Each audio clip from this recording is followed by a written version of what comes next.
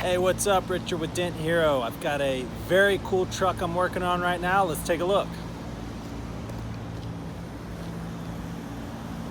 So this is an F-150 Raptor Hennessey edition. 600 horsepower. Very cool. We got a tiny little dent here.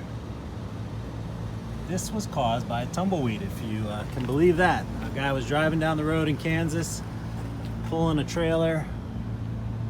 Tumbleweed came blowing his way, hit the car, caused this little dent. So, hey, dents happen multiple ways. We're just here to fix them. So, this one should be fairly easy. I decided I'd drop this video because this truck is so cool and it's an unusual way to get a dent. All right, thanks for watching.